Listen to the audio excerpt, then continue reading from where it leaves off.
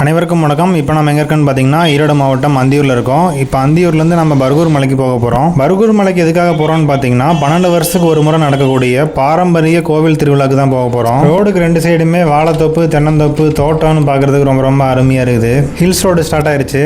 இங்கே குட்டியாக தெரியுதுல்ல, இதுதான் வந்து பார்த்திங்கன்னா வரட்டுப்பள்ளம் டேமு. இந்த ஃபாரஸ்ட்டில் இருக்கக்கூடிய யானையெல்லாம் வந்து தண்ணி குடிக்கும். சில டைமில் பார்க்க முடியும் நம்மளால். இந்த மாதிரி ஹில்ஸ்க்கு பஸ்ஸில் வரதும் நல்லா தான் இருக்குது. ஒரு வழியாக வந்து இறங்கியாச்சு. திருவிழா நடக்கக்கூடிய இடத்த பாருங்கள், செம்மையாக பண்ணி வச்சுருக்காங்க. நான் கூட சிம்பிளாக இருக்குன்னு தான் நினச்சேன். வந்து பார்த்தா தான் தெரியுது கடை வீதி ராட்டனான்னு சொல்லிட்டு மலைக்காரங்க மாஸ் பண்ணுறாங்க. இப்படி ஒரு திருவிழா நடக்குதுன்னு கேள்விப்பட்ட அடுத்த நாளே கிளம்பி வேகமாக வந்துட்டேன். இந்த கோவில் ஃபங்க்ஷனை நடத்துறதுக்கு இந்த மலைவாழ் மக்கள் 6 மாதத்துக்கு முன்னாடி இருந்தே இதுக்கான வேலையெல்லாம் ஸ்டார்ட் பண்ணிடுறாங்க. காரணம் என்னன்னு கேட்டிங்கன்னா 12 வருஷத்துக்கு ஒரு முறை நடக்கக்கூடிய விசேஷம் இது. இந்த ஃபங்க்ஷன் எப்போ நடந்துச்சுன்னு பார்த்தீங்கன்னா ஜூலை 1 to 3. அப்போ வந்து என்னால் வீடியோ போட முடியல, அதனால தான் இப்போ போடுறேன். மகா பெரிய குண்டம் ஃபங்க்ஷன் நடக்கக்கூடிய இடத்த பாருங்கள். செட்டெல்லாம் போட்டு பயங்கரமாக பண்ணியிருக்காங்க. மேட்ரு என்னென்னா கர்நாடகா கவர்மெண்ட்டுக்கிட்ட பர்மிஷன் வாங்கி 5 சாமி அங்கேருந்து அழைச்சிட்டு வரப்படுது. நம்ம தமிழ்நாட்டிலேருந்து 4 சாமி அழைச்சிட்டு வரப்படுது. மொத்தமாக 9 சாமி. வந்தோடனே நல்லா சரியான மழை பிடிச்சிருச்சு. அதாவது பார்த்திங்கன்னா அந்த 9 சாமியுமே வந்து பார்த்திங்கன்னா சின்ன சின்ன அறைகள்லாம் தடுக்கப்பட்டு மக்களோட தரிசனத்துக்கு அழகாக வச்சுருக்காங்க. கிட்டத்தட்ட ஒரு 20,000 பேர் வந்து வழிபட்டு போகிற மாதிரி இவங்க பிளான் பண்ணி இதெல்லாம் செட்டப் போட்டிருக்காங்க. ஆனால் வந்த கூட்டம் என்னமோ 80,000 90,000க்கு மேலே போயிடுச்சு அப்படிங்கிற மாதிரி சொன்னாங்க. ஒரு மலைக்கு மேலே மலைவாழ் மக்களால் நடத்தப்படக்கூடிய இந்த மகா குண்டம் திருவிழாக்கு இவ்வளோ கூட்டம் வரும்னு நினச்சி கூட பார்க்கல. அது மட்டும் இல்லாமல் மழை, சரியான மழை. இந்த இடம், இந்த மக்கள், இந்த தரிசனம் இதெல்லாமே எனக்கு ரொம்ப புதுசாக இருந்துச்சு. இந்த கொடை மாதிரி இருக்குது பார்த்தீங்களா, இது வந்து பார்த்திங்கன்னா சாமி எடுத்துகிட்டு போகிறப்ப பின்னாடியே எடுத்துகிட்டு போகிறாங்க. இதை எடுக்கிறதுக்கு கூட சில சம்பிரதாயங்கள்லாம் இருக்குங்கிற மாதிரி சொன்னாங்க. ஹில் ஸ்டேஷனில் எப்பயுமே ஓரளவுக்கு சில்லுன்னு தான் கிளைமேட் இருக்கும். அதுவும் மழை பெஞ்சதுன்னா எப்படி இருக்குன்னு நீங்கள் நினச்சி பாருங்கள்.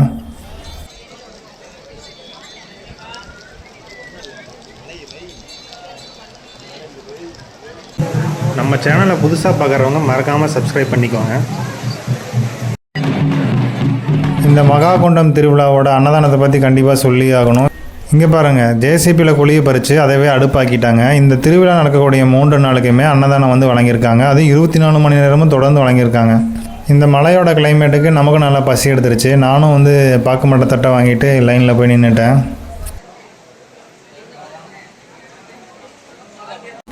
இந்த இடம், இந்த கிளைமேட்டு, இந்த சாப்பாடு இதெல்லாமே எனக்கு வேறு மாதிரி ஒரு புது அனுபவத்தை கொடுத்தது.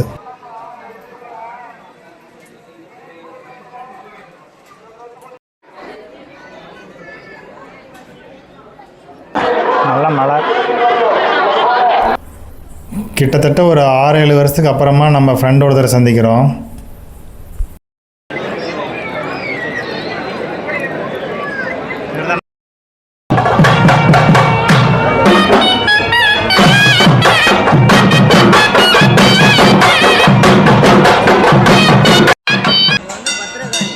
கொண்டு வந்த சாமிக்கு எல்லாமே பூஜைகள்லாம் முடிஞ்சு மறுபடியும் அதை வந்து எடுத்துகிட்டு போகக்கூடிய நிகழ்ச்சி நடந்துகிட்ருக்குது. ஒவ்வொரு சாமியுமே இப்போ வந்து வழி அமைச்சிட்ருக்காங்க.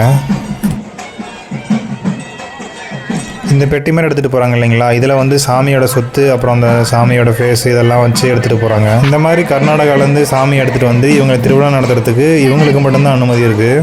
அது அந்த காலத்துலேருந்தே அவங்க பாரம்பரியமாக கொண்டு வந்துட்டாங்க. அதே போல் என்ன ஒரு நாள் முன்னாடியே வந்திருந்ததுன்னா இன்னும் நிறைய விஷயங்கள் என்னால் பார்த்துருக்க முடியும். இந்த இடம் தான் வந்து பார்த்திங்கன்னா மகா குண்டம் நடந்த இடம்.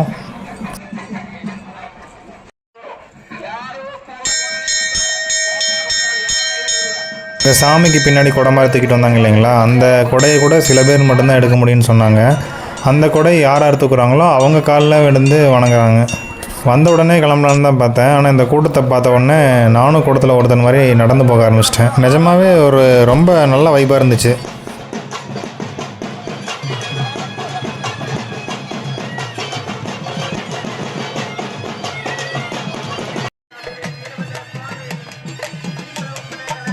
என்னோட நண்பனோட உதவியால் இந்த திருவிழாவை நடத்தக்கூடிய சில முக்கியமான நபர்களோட பேசக்கூடிய வாய்ப்பு கிடச்சிது.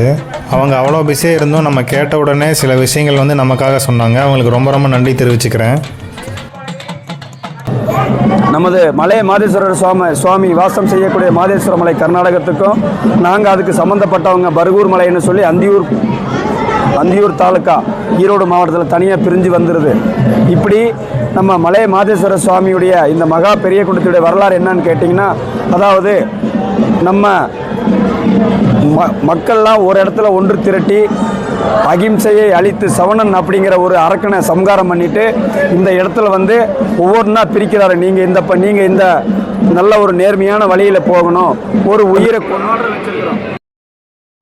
அந்த கர்நாடகா கோயிலுக்கு ஒரு மனு கொடுத்தோம்னா மிகப்பெரிய கட்டுப்பாடோட நமக்கு அந்த சாமியை வந்து 2 நாளைக்கு தருவாங்க. அதாவது ஞாயிற்றுக்கிழமை நைட்டு அங்கேருந்து கிளம்பி திங்கக்கிழமை மாதேஸ்வரம் மலை வழியாக அந்த நடந்து வந்து திங்கக்கிழமை நைட்டு வந்து இங்கே வந்து சேர்ந்தடையும். நைட்டு வந்ததுக்கப்புறம் அவரோட தலைமையில் நான் அந்த பக்கம் கம்பால சித்தேஸ்வர சாமி, சுள்ளுவாடி பிரம்மேஸ்வர சாமி, நெல்லூர் சிவலிங்கேஸ்வர சாமி, மாக்கம்பாளையம் பத்ரகாளியம்ம சாமி, 5 சாமி அந்த வழி கர்நாடகாவில் இருந்தோம். இந்த பக்கம் தேவரமலை பந்தேஸ்வர சாமி, சுண்டப்பூர் வீரபத்ர சாமி, பால்வாடி சித்தேஸ்வர சாமி, தாமரகரை வீரபத்ர சாமி, இந்த 4 சாமி வந்து 4 சாமி தமிழ்நாடு பக்கமும் கர்நாடகாவில் இருந்த 5 சாமி ஒரு இடத்துல வந்து சேர்ந்து மகா பெரிய குண்டமாகப்பட்டது நடக்கிறது ஐதீகம். இப்படி இந்த மகா பெரிய குண்டம் நடத்தினா இங்கே இருக்கிற மக்களுக்கு எந்த நோய் நொடியும் வராது என்பது எங்களுடைய நம்பிக்கை, ஐதீகம். இதுக்கு ரெக்கார்டே இருக்குது.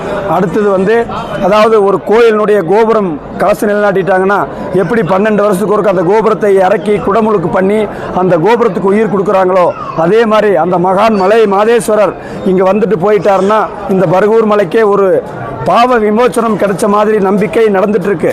அது மட்டும் இல்லாமல் தமிழ்நாடு, கர்நாடகா, கேரளா, ஆந்திரா சொல்லக்கூடிய எல்லா பகுதியிலிருந்து இந்த மாதேஸ்வரர் கிடையாது.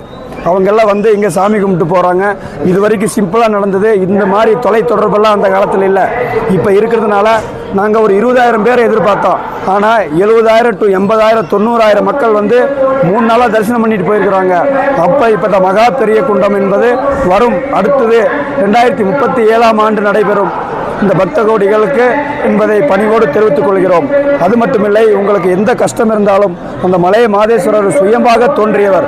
அவர் எடுத்து போய் முறையிட்டால் எல்லாமே நன்மை நடைபெறும் என்பதை தெரிவித்துக் கொள்கிறோம். அது மட்டுமில்லாமல் அந்த மலை மாதேஸ்வர சுவாமியின் அவதாரங்களாகப்பட்ட சுவாமிகள் என்பது அரபுகரை கம்பால் சித்தேஸ்வர சாமி, சுள்ளுவாடி பிரம்மேஸ்வர சுவாமி, மாக்கம்பாளையம் ஸ்ரீ பத்ரகாளி அம்மன், நெல்லூர் சிவலிங்கேஸ்வர சாமி, பாலவாடி சித்தேஸ்வர சாமி, தேவரமலை பந்தேஸ்வர சாமி, சுண்டப்பூர் வீரபத்ர சாமி, தாமரகரை வீரபத்ர சாமி என்று அந்த ஈஸ்வருடைய அவதாரத்தில் இந்த பர்கூர் மலையில் 7 ஆண் சாமிகளும் இந்த மாக்கம்பாளையத்திலே ஒரு பெண் சாமியும் இவர்களுக்கெல்லாம் தலைமை பொறுப்பேற்று மலை மாதேஸ்வர சாமி மாதேஸ்வர மலையிலே வாசம் செய்கிறார் என்பது புராண வரலாறாக நாங்கள் தெரிந்து கொண்ட ஒன்று. போதுங்களா? வீடியோ பிடிச்சிருந்தா உங்கள் ஃப்ரெண்ட்ஸுக்கு ஷேர் பண்ணுங்கள். மீண்டும் ஒரு வீடியோவில் சந்திப்போம். நன்றி.